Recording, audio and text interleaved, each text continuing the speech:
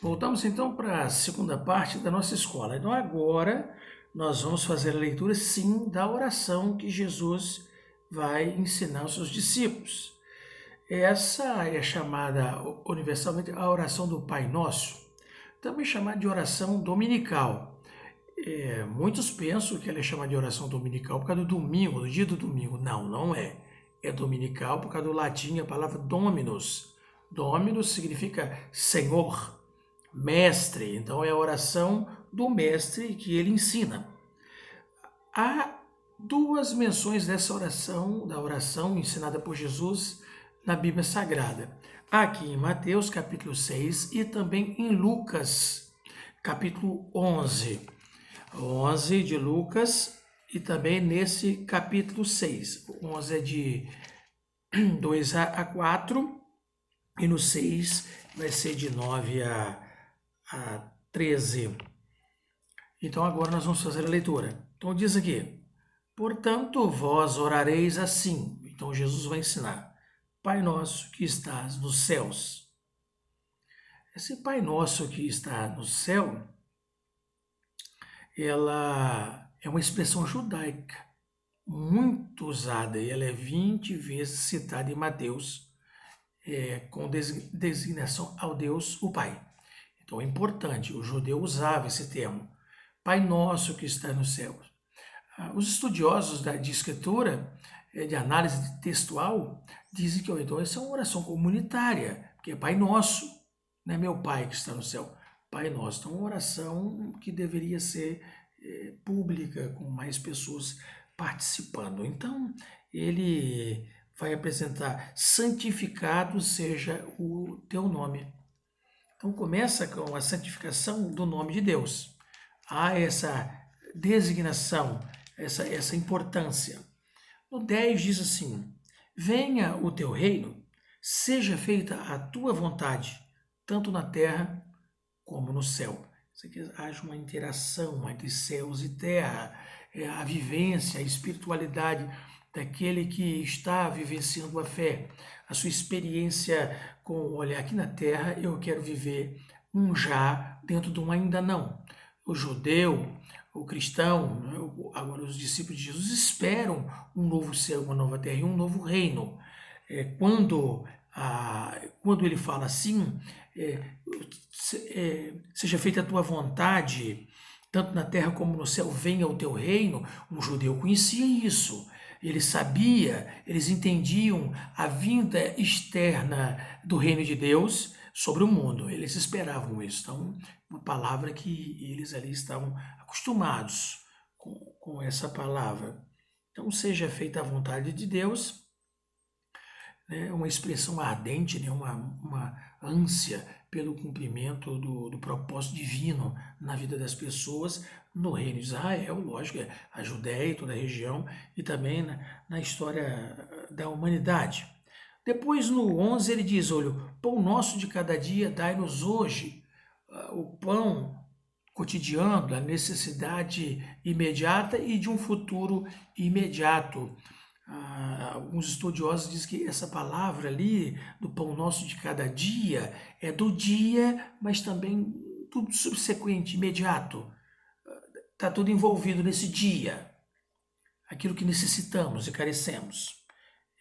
Então, e no 12 ele diz: perdoa as nossas dívidas, assim como nós perdoamos os nossos devedores. É interessante essa apresentação de perdoar a dívida, ela é muito importante. Dívida e pecado para um judeu, eu posso dizer, a palavra dívida também significado para um judeu de pecado. Ele é um modo judaico de ver as coisas. Os judeus têm esse modo de ver uma dívida, também é considerado pecado. No inglês e no português, a palavra que vai servir para dívida, nós não usamos nessa condição. Às vezes um judeu vai falar para outro só: fulano tem uma dívida para comigo, uma dívida de uma atitude, às vezes não é de dinheiro. Uma atitude que ele entendeu: fulano pecou contra mim. Então ele tem uma dívida comigo. Por isso que aqui é usada essa tradução para dívida. A tradução bíblica Knox, ele bota delito. Na Vulgata é débita. Então deve ser por isso que aqui então em Mateus a gente vai ler dívida, né? Dívida. Então é muito importante a gente saber dessas coisas, que perdoa nossas dívidas, nossos pecados. Daqui a pouquinho nós vamos comparar com Lucas, nós vamos ver que está algumas diferenças, pouquíssimas, mas tem aqui. E aí então ele diz assim, uma doxologia, um término, né, de adoração, porque assim, 13, e não nos induzas à tentação, mas livra-nos do mal. Por que isso? Porque teu é o reino, o poder e a glória para sempre. É induzir a tentação. É por isso que vai ter, não induza, não nos permita chegar à tentação. Livra-nos do mal. Porque Deus não tenta ninguém. O Tiago vai dizer isso, quer ver? Tiago, capítulo 1, versículo número 13. Abre na sua Bíblia, Tiago 1,13, é logo depois de Hebreus. Ele vai fazer um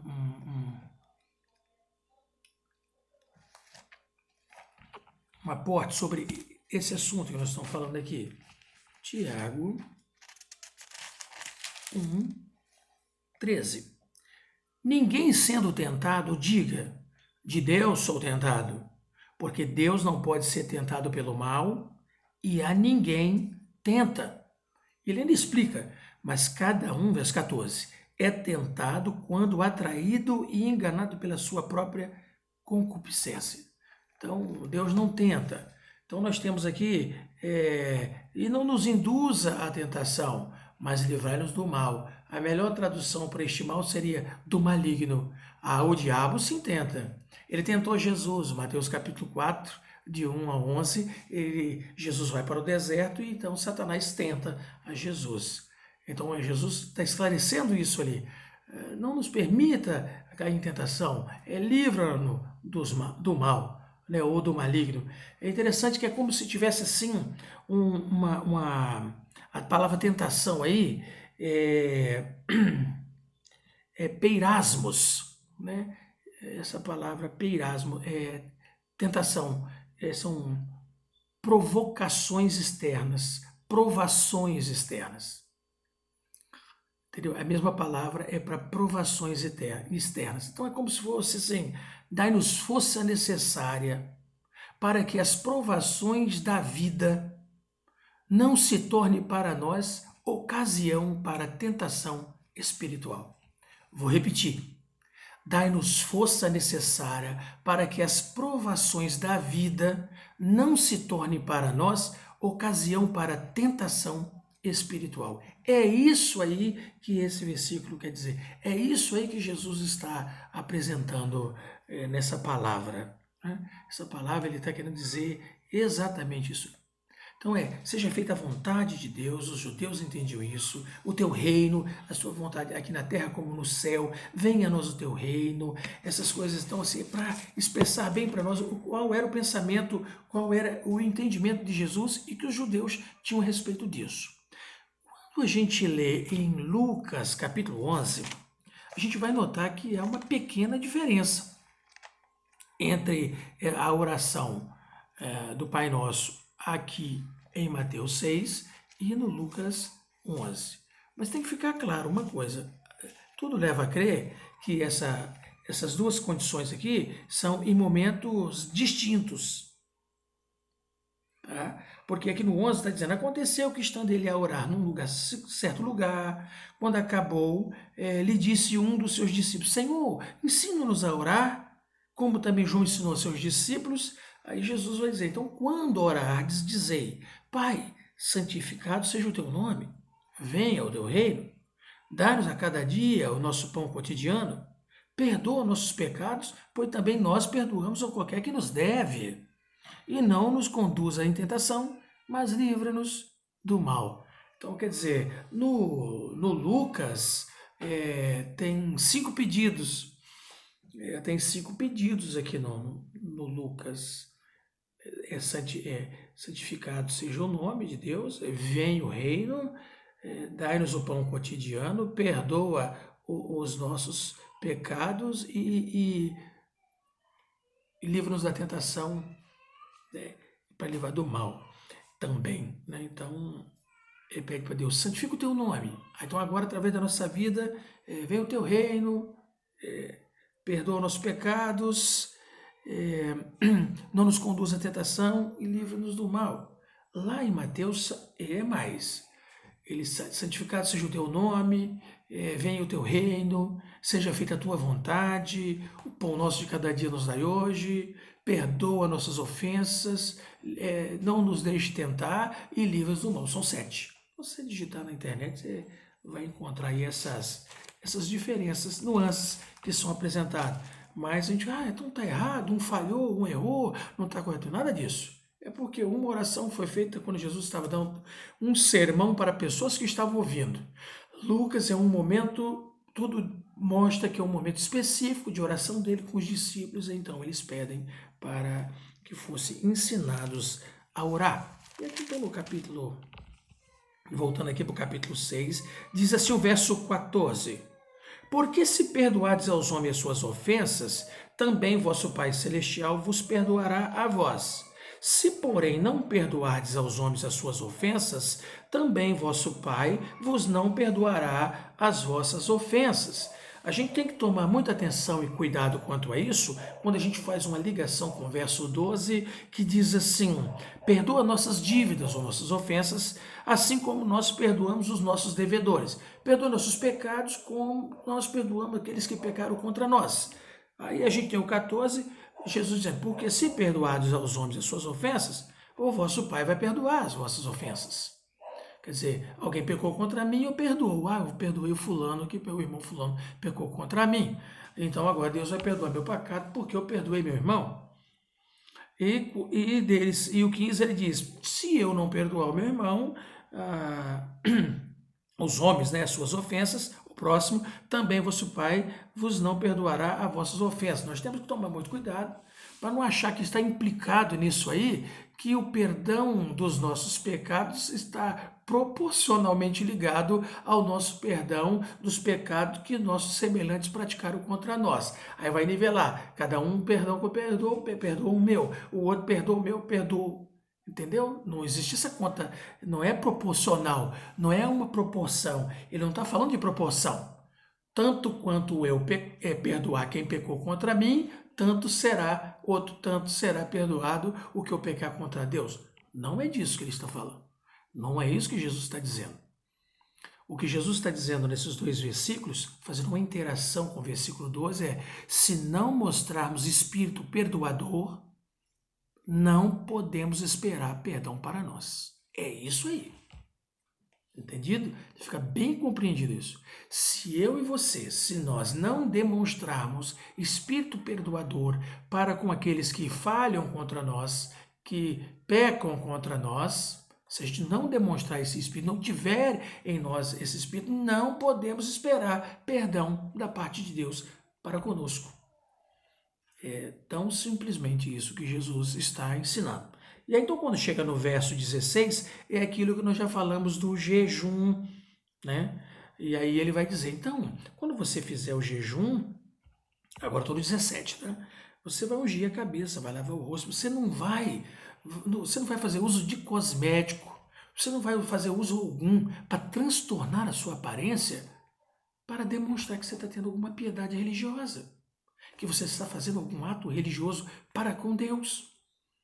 Nós vimos lá em Isaías, por mais que eles exaltassem a justiça de Deus, a verdade de Deus e a lei de Deus, o jejum era feito em outro sentido. Havia uma ambição naquele jejum para solucionar. Aí Deus falou, esse aí eu não aceito não. O que ele vai aceitar é tirar o jugo do outro, saciar a fome do faminto, vestir o nu, ser misericordioso para com o semelhante, para com o outro. Muitas daquela época desenvolviam práticas religiosas para que os outros vissem. assistisse nas praças, de pé, ali naquele cantinho, tal hora, vai orar, orou, que homem religioso, que mulher religiosa, como é isso? Não é assim não. Eu não preciso de nada disso. Inclusive a gente pode fazer tudo isso em oculto, porque quem precisa ver é Deus. Mas a gente não pode se esquecer do comunicado feito pelo moço de que a gente tem que fazer obras boas. A gente vai praticar coisas boas para que elas possam ser vistas e percebidas pelos outros, porque nós fizemos. Nós não vamos fazê-las para que as pessoas vejam o que nós fizemos. A gente vai fazer naturalmente, muito naturalmente, espontaneamente, e todos verão, perceberão, imitarão e procurarão fazer o mesmo no nome de Jesus. Que o Senhor nos abençoe.